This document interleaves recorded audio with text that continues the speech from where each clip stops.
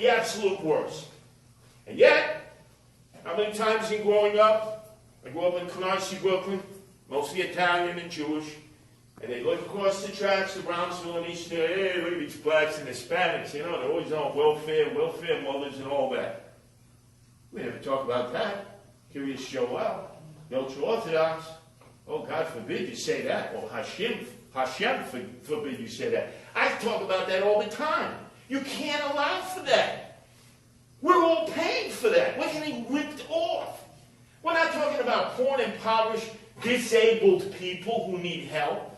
We're talking about able-bodied men who study Torah and Talmud all day, and we subsidize them, and then all they do is they make babies, like there's no tomorrow. And who's subsidizing that? We are. So are we the schmucks and putzes? Yes. Yes. Yes, because then you go for relief to your politicians. You say, how did they get away with this? And they have a house and they subdivide it 9,000 different ways. Well, isn't that illegal? Building code, fire inspection, you know, God forbid there's a fire. It's like, here's a house that was meant, you know, to have maybe 2 or 3 families. It's now got 6 or 8 families. And then all of a sudden it's a yeshiva. How does a house become a yeshiva? And now because it's a yeshiva, hey, no property tax, you don't have to do nothing. And then the rest of the cul-de-sac, forget about it. Soon to be changed. We know what goes on. We're being bamboozled. But you know, if I were them, if I were Orthodox, if I were Hasidim, and I could get away with this, wouldn't you keep doing this? I mean, think about it. Wouldn't you keep ripping off the system if we continue to let you do that? They're not doing this under the cover of darkness. They're not doing this nefariously with a number 2 pencil. They're doing it openly and brazenly, and our politicians are rolling over to them. Why? Because of the vote. And because they contribute. The big markets will write the checks. And the checks don't bounce. Because they know it's going to politicians. So because of the greed and the avarice of both the Democrats and the Republicans, the nature of your communities, why you move to Rockland, why you move to Orange, is changing radically. Now the good thing is it's mobilized you. A lot of you before this issue hit, or your neighbors or your friends, they were somewhat apathetic and indifferent. Yeah, vote, maybe vote. Well, you're all crooks. What difference is it? Now you realize, oh, no. If we don't control the voting apparatus, they will control us.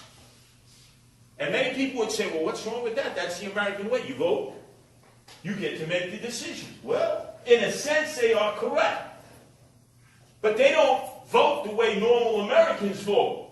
They're not sitting in the comfort of their home watching a debate on TV and deciding between candidate A, B, C, and D. They're being told by the Rebbe or Rabbi, this is who you vote for. You don't vote for them, there's a hell of a price to pay. Forget the SNAPs, forget the Section 8, forget the Medicaid, and you will be ostracized. You will have a scarlet letter on you, so maybe you will survive, but your family will be vilified in perpetuity.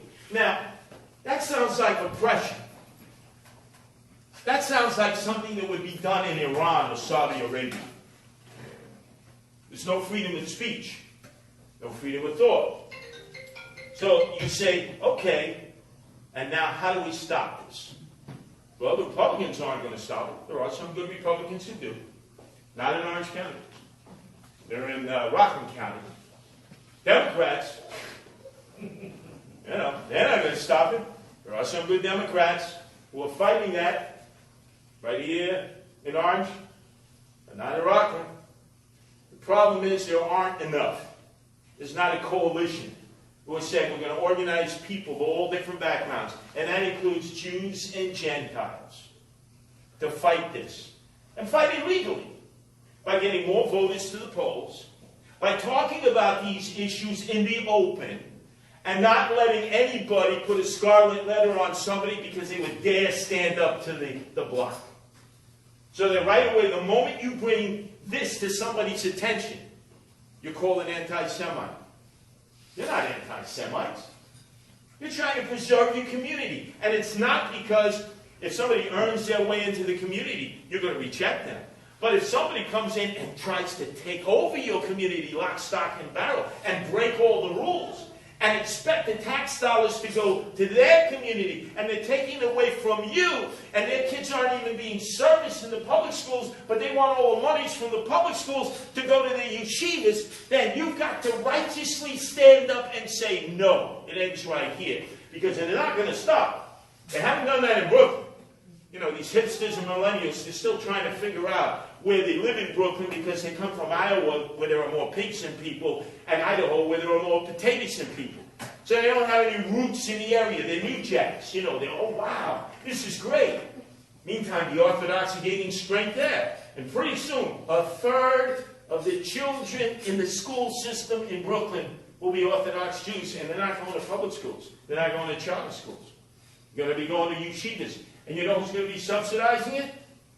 Us, the taxpayers, because they don't follow the rules of the Department of Education in the city of New York. They basically told de Blasio, the part-time mayor, the dope from Park Slope, oofa, and he has basically bowed to their will. So Cuomo won't stand up to him. De Blasio won't stand up to him. But the Reform Party will. And those candidates that we endorse, as much as sometimes I can see they're a little uncomfortable, they're squirming. They're like, no, you're going to stand up to the block vote. You're taking on the block voter. You ain't getting the Reform Party line. And in many of their races, it is the Reform Party line that will make a difference. Pete Bradley will tell that yourself. Many of the candidates that he's endorsed with his committee in Rockland, the difference between them being in office and not being in office in highly contested races between Democrats and Republicans is who has the Reform Party line. So I can assure all of you that on November 6th, if you get out there and you help us get the 50,000 votes that we need to stay what they call a ballot access party, as opposed to just a fraternal or sorority. We don't get 50,000 votes, we'll still exist, we're not going away, but we won't have any Jews, we won't have any blacks.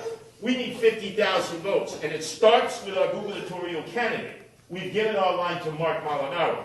Now, some people have said, well, Mark Molinaro, it's not best known for taking on the black vote. But then again, you know Cuomo ain't taking on the black vote. He's got the black vote in his pocket, or let's do it in reverse. The black vote has Cuomo in their pocket. We've seen that. He's acknowledged that.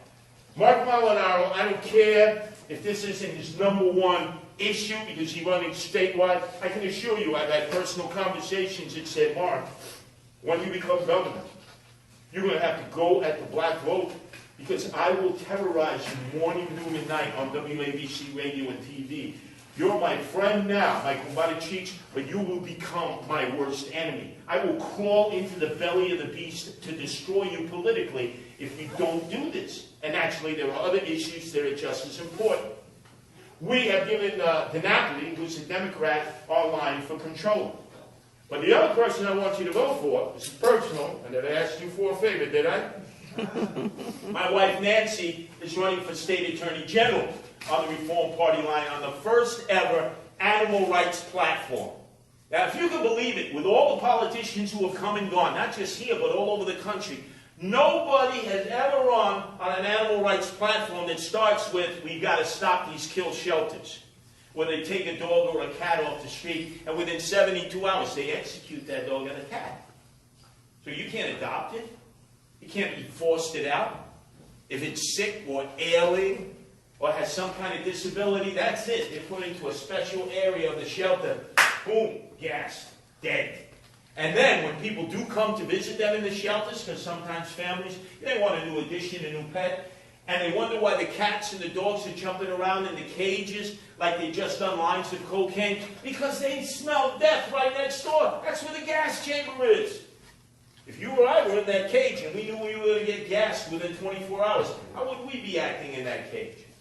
So that's one of the key issues that we're focused on. So it is so important this November 6th to vote Row H. And the reason, especially coming from Orange County or Rockland County, is that the bloc will realize we're coming for them. They tried to run candidates against us. They tried to take over our party. You could conceivably do that countywide, and we've been able to fight them back. Pete in Rockland County, and we've been able to resist them so far in Orange County. But if you support us, I guarantee you're going to have a vibrant party that will continue to become like a hemorrhoid to the block vote. And they won't be able to find enough preparation H in the world to smear on us so that we dry up and just blow away. To me, this is personal. I've grown up with this community. I know them. I know the good and I know the bad. And I realize how they're taking advantage. Because too many of us have rolled over. And they look at one another and they say, I can't believe how easy this is. We walk in with a suitcase full of money. One sells out, the rest run. For sale signs, their whole community goes. They know the secret. And nobody is standing in their way. Well, guess what? The Reform Party is going to stand in their way. We're going to stand in their way publicly. We're going to stand in their way privately. We're going to become the politicians' worst nightmares. Because I truly, as the chairman, will continue to sit down with every one of these men and women who come to kiss my ring, because they all want the Reform Party line. And I say to them, like the schmuck that plucks Chuck E. Cheese Schumer, hey, schmuck, I hate you, you hate me, right? Why are you calling me? Well, you're the chairman of the Reform Party. You're going to get elected overwhelmingly. You don't need our line.